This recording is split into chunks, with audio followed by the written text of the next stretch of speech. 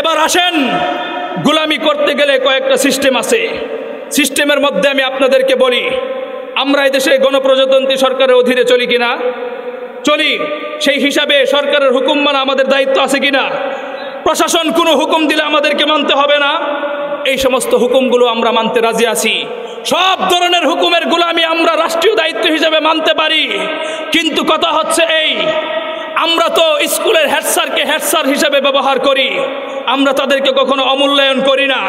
কিন্তু কথা হচ্ছে, কোনো হেড স্যার যদি কোনো একদিন বলে যে আমার স্কুলে মা বোনরা ঢুকতে হলে হিজাববিহীন ঢুকতে হবে, তাহলে আমাদের পরিষ্কার কথা হচ্ছে এই, হেড স্যারকে আমরা হেড স্যার হিসেবে মূল্যায়ন করি, কিন্তু হেড স্যার হিজাবের বিরুদ্ধে কথা বলার কারণে, আল্লাহর এই হুকুমের বিরুদ্ধে কথা বলার কারণে ওই হেড স্যারের গদিতে আমরা আগুন ধরিয়ে দিতে চাই। মুহতারাম হাজিরিন, এলাকার একজন ইমাম সাহেবকে আমরা ইমাম হিসাবে মর্যাদা দেই, আলেমকে আলেম হিসাবে মর্যাদা দেই। কিন্তু কোন ইমাম সাহেব যদি বলে কোনো মুসল্লিকে, তোর বউকে আমাকে আগামীকালকে সকালে আমার সাথে দেখা করতে হবে, আলেম হিসাবে তোমাকে শতভাগ শ্রদ্ধা করি, কিন্তু পর্দা করা ফরজ ছিল, তুমি যে আরেকজনের বউকে দেখা করতে বললা, এই জন্য আমরাও বলতে চাই তোর ইমামতির গদিতেও আমরা আগুন ধরাই। মুহতারাম হাজরিন, ঠিক তেমনি ভাবে প্রশাসনের পক্ষ থেকে আমার একটা আইন আমার উপর প্রয়োগ হতে পারে, আমরা শ্রদ্ধার সাথে গণতান্ত্রিক প্রজাতন্ত্রী অনুযায়ী আমরা সেই হুকুমটাকে মেনে নিব। কিন্তু কথা হচ্ছে, এমন কোন আইন যদি আমার উপর দায়ের করা হয়, যেই আইন আল্লাহর কোরআনের বিপক্ষে চলে যায়, যেই আইন আল্লাহর নবীর ইজ্জতের বিপক্ষে চলে যায়, খুদার কসম খেয়ে বলতে পারি, জীবন দাও থাকতে পারে, সেটার পরোয়া কখনো করি না। রাষ্ট্রীয় আইন তৈরি করতে গিয়ে যে কোরআন হাদিসকে মাইনাস করে আমার হুকুমের কথা মানতে হয়, তাহলে আমরা ইমানের দাবি জানাতে চাই, তোমাদের ওই হুকুমের গদিতেও আমরা আগুন ধরাই। মুহতারাম হাজিরিন, পরিষ্কার কথা, আমরা সবই মানবো। দেশের রাজা যেহেতু তোমার ভোট দিয়ে আমরা পাশ করাইছি, সব মানবো, কিন্তু কোরআন হাদিসের বিরুদ্ধে কোনো আইন করা যাবে না। কথা বলেন ঠিক কিনা? হে দুনিয়ার মানব সম্প্রদায়, তোমরা যখন পৃথিবীর মধ্যে ভূমিষ্ঠিত হও নাই, তুমি যখন তোমার মায়ের গর্ভের মধ্যে ছিলে, তখন দুনিয়ার কোনো বিজ্ঞান, কোনো ডাক্তার তোমার জন্য মায়ের পেটে খাবারের ব্যবস্থা করতে পারে নাই। আমি আল্লাহ পাক রব্বুল আলামিন তোমাকে নিয়ামত দিয়েছি, তোমাকে পৃথিবীর মধ্যে আগমন ঘটানোর জন্য। আমি আল্লাহ পাক রব্বুল আলামিন তোমার মায়ের পেটের মধ্যে রক্তস্রাবণের মাধ্যমে আমি তোমাকে সেখানে লালিত পালিত করেছি। সুবহানাল্লাহ কইবেন না? মুহতারাম হাজিরিন, আল্লাহ পাক রব্বুল আলামিন তোমাকে আমাকে সেখানে রক্তস্রাবণের মাধ্যমে লালিত পালিত করেছে। দ্বিতীয় নম্বর কথা হচ্ছে, শুধু এখানেই নয়, তুমি যখন পৃথিবীর মধ্যে আগমন করলা, আগমন করবার পরে কোনো দুনিয়ার বিজ্ঞ ডাক্তার তোমার মুখে খাবার তুলে দিতে পারে না। তুমি যখন কোনো কিছুই খাইতে পারো না, তখন আমার আল্লাহ পাক রব্বুল আলামিন তার কুদরতি শক্তি দিয়ে তোমার মায়ের বুকের মধ্যে ধুকনের ব্যবস্থা করে দিয়ে তোমাকে জীবিত রেখেছেন। মুহতারাম হাজিরিন, আল্লাহ পাক রব্বুল আলামিন এই কথাগুলো বুঝাতে চাচ্ছেন, তুমি যখন পৃথিবীর মধ্যে আগমন করো নাই, তখন আমি আল্লাহ পাক রব্বুল আলামিন তোমাকে লালিত পালিত করেছি রক্তস্রাবণের মাধ্যমে। তুমি যখন পৃথিবীর মধ্যে আগমন করলে, তখন আমি আল্লাহ পাক রব্বুল আলামিন তোমার মায়ের বুকের ধুগ্নের মাধ্যমে 2 থেকে 2.5 বছর পর্যন্ত আমি আল্লাহ তোমাকে লালন পালন করেছি।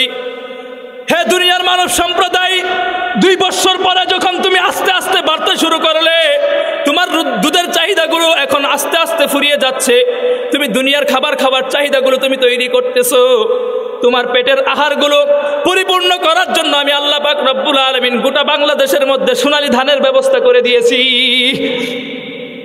আমার আল্লাহ পাক রব্বুল আলামিন বলতে চান, হে দুনিয়ার মানুষ, যেই সোনালী ধানের ব্যবস্থা আমি আল্লাহ পাক তোদের জন্য করে দিয়েছি, আমি আল্লাহ ইচ্ছা করলে একদিনের মধ্যে গোটা বাংলাদেশের সমস্ত ধানগুলো বৃষ্টির বজ্রঘাতের মাধ্যমে সব ধানগুলো ছিটে বানিয়ে দিতে পারতাম। আমি আল্লাহ তোমাদের জন্য করি নাই, আমি আল্লাহ তোমাদের জন্য রহমত হিসেবে রেখে দিয়েছি, তোমাদের জন্য ধানগুলো সংরক্ষণ করেছি। হে দুনিয়ার মানব সম্প্রদায়, তুমি যখন ভাত খাবার পরে আস্তে আস্তে আরো বড় হতে শুরু করলে, তোমার মুখের মধ্যে নতুন নতুন চাহিদাগুলো তৈরি হলো, তুমি দুনিয়াতে এখন মিষ্টান্ন খাবার খাবা, তোমার মুখের মধ্যে কাঁঠালের আশা তৈরি হলো, আমের মিষ্টান্ন, আমের ভাষা তৈরি হলো, তখন আমি আল্লাহ পাক রব্বুল আলামিন বিভিন্ন দেশ থেকে তোমার জন্য আমের ব্যবস্থা করে দেই। রাজশাহীর সুন্দর সুন্দর আমের ব্যবস্থাগুলো আমি আল্লাহ করে দেই। আমি আল্লাহ চাইলে গোটা রাজশাহীর সমস্ত আমগুলো একেবারে ভিতরে সুন্দর করে আমি পোকাগুলো ধরিয়ে দিতে পারতাম, দুনিয়ার কোনো মানুষ ঠেকাতে পারতো না। কিন্তু আমি আল্লাহ পাক রব্বুল আলামিন তোমাকে রহম করে, অনুগ্রহ করে তোমাকে পৃথিবীতে বাঁচিয়ে রাখবার জন্য আল্লাহ আমি তোমাকে খাবারের জন্য ব্যবস্থা করে দিয়েছি। ও দোস্ত, আমি আল্লাহ পাক রব্বুল আলামিন তোমাদেরকে যে এত নাজ নিয়ামতের ব্যবস্থা সুন্দরভাবে চলার ব্যবস্থা করলাম, এরপরও দেখবেন পৃথিবীর মধ্যে কোনো সময় মিডিয়ার মধ্যে আপনারা ফ্লো করবেন, টিপাইবাদের পানি নিয়ে আন্দোলন হয়। বাংলাদেশের মানুষ মনে করে ইন্ডিয়ার পানি যদি বাংলাদেশে না ঢুকে আমরা মাছ খাইতে পারবো না, এই ধরনের অনেকে মানুষ কল্পনা করে। টিপাইবাদের পানি না ঢুকলে আমরা হয়তো মাছ খাইতে পারবো না, কিন্তু আল্লাহ পাক রব্বুল আলামিন বলতেছেন ওয়া আনজালনা মিনাস সামাই মাআন ফাখরাজা বিহি মিনাস সামারাতি রিজকাল লাকুম। হে বাংলাদেশের মানব সম্প্রদায়, তোমাদেরকে বাংলাদেশের মধ্যে আমি আল্লাহ পাক রব্বুল আলামিন বৃষ্টির বজ্রঘাতের মাধ্যমে যেই সোনালী মাছগুলো তৈরি করে দেই, এই মাছ ইন্ডিয়ার মানুষ খাবে তো দূরের কথা, কোনোদিন কল্পনা করেও দেখতে পারে না। মুহতারাম হাজরিন, এখন আল্লাহ পাক রব্বুল আলামিনের ছোট্ট একটা প্রশ্ন হচ্ছে এই, আমি আল্লাহ তোকে ছোট থেকে বড় করে এত নাজ নিয়ামতের ব্যবস্থা করে দিলাম, পৃথিবীতে তুমি আমি আল্লাহর হুকুমের গোলামি করবা না কার গোলামি করতে চাও? বান্দা একটু জবাব দাও। কথা বুঝতেছেন আমার কথা? আমার আল্লাহ কথা বুঝাতে চান, আমি এত কষ্ট করে তোমার জন্য নাজ নিয়ামতের ব্যবস্থা করলাম, তোমার জন্য অনুগ্রহ করে দয়া করলাম, তুমি আমার জন্য কি করতে চাও? পৃথিবীতে তুমি আমার হুকুমের গোলামি করবে না, তুমি কার গোলামি করতে চাও? বান্দা একটু জবাব চাই, জবাব দাও। মুহতারাম হাজিরিন, কাজেই আমরা বলতে চাই, আমার সাথে একটু মুখ মিলিয়ে কথা বলবেন, পৃথিবীতে আমরা যতদিন বেঁচে থাকবো কার গোলামি করব? জোরে আওয়াজ করে বলেন, পৃথিবীতে যতদিন বেঁচে থাকবো কার গোলামি করব? আমরা পৃথিবীতে আল্লাহ ছাড়া কাউকে গোলামি করতে পারি কিনা? আমরা যতদিন পৃথিবীতে বেঁচে থাকবো আল্লাহর গোলামি করব। আল্লাহ কোথায় বলতেছেন, ইয়া আইয়ুহান নাস উবুদু রাব্বাকুমুল্লাযী খালাকাকুম ওয়াল্লাযীনা মিন ক্বাবলিকুম লাআল্লাকুম তাত্তাকুন। হে দুনিয়ার মানব সম্প্রদায়, তোমরা পৃথিবীতে যতদিন বেঁচে থাকবে হুকুমের গোলামি করবে কার? মুহতারাম হাজরিন, পৃথিবীতে বেঁচে থাকলে কার গোলামি করবো? আবার আওয়াজ করে বলি, কার গোলামি করব?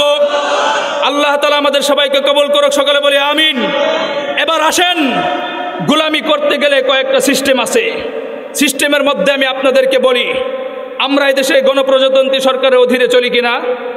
চলি। সেই হিসাবে সরকারের হুকুম মানা আমাদের দায়িত্ব আছে কিনা? প্রশাসন কোনো হুকুম দিলে আমাদেরকে মানতে হবে না? এই সমস্ত হুকুমগুলো আমরা মানতে রাজি আছি।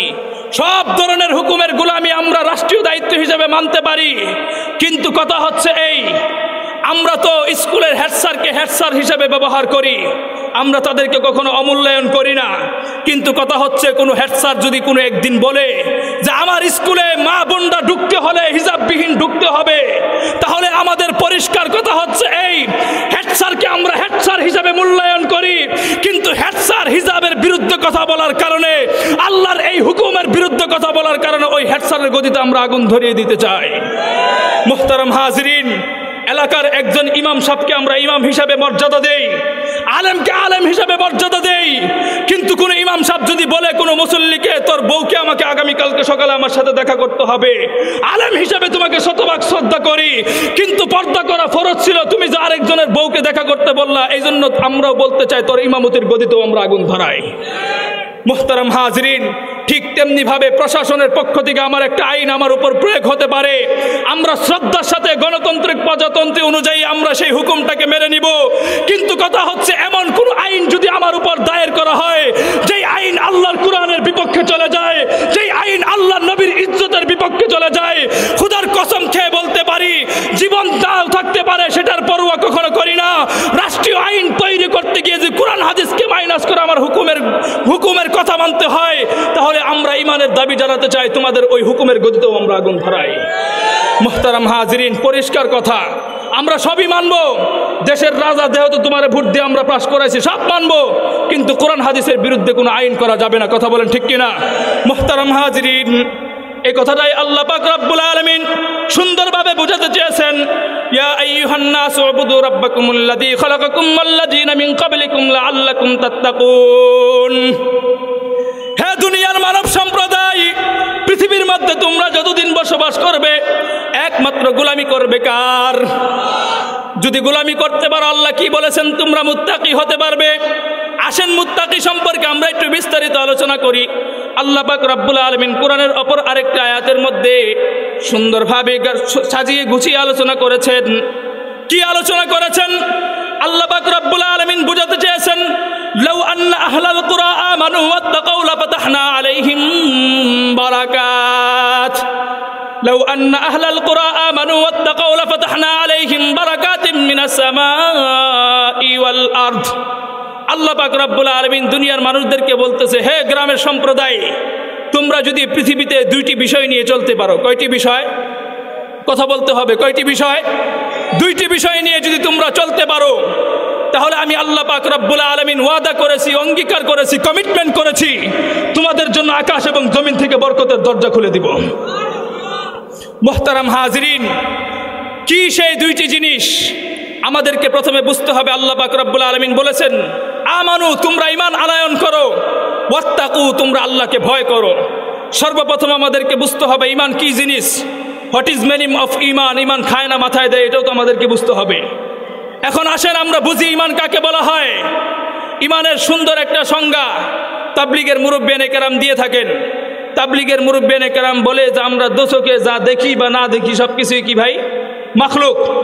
মাখলুক কোনো কিছুই করতে পারে না আল্লাহ তাআলা সাহায্য ব্যতীত, কিন্তু আমার আল্লাহ তাআলা গোটা দুনিয়া পরিচালনা করেন মাখলুকের সাহায্য ব্যতীত। এটা হচ্ছে একটা ঈমান, ঈমানের একটা সংজ্ঞা। আরেকটা আমি সংজ্ঞা বলি, ঈমানের সংজ্ঞা হচ্ছে এই, সূরা ফাতিহার বিসমিল্লাহর বা থেকে শুরু করে সূরা নাসের মিনাল জিন্নাতি ওয়ান নাস শেষ অক্ষর সিন পর্যন্ত চোখ বন্ধ করে বিশ্বাস করার নাম হচ্ছে ঈমান। কি বলছি? সূরা ফাতিহার বা থেকে শুরু করে সূরা নাসের সিন পর্যন্ত চোখ বন্ধ করে বিশ্বাস করার নাম কি ভাই? ঈমান। এই পুরাটা ওয়াল কোরআন বিশ্বাস করার নাম কি ভাই? ঈমান। শুধু তাই নয়, রাসূলের জিন্দেগির যত হাদিস আছে, যত আদর্শ মানার আছে, সমস্ত আদর্শগুলো বিশ্বাস করার নাম কি ভাই? ঈমান।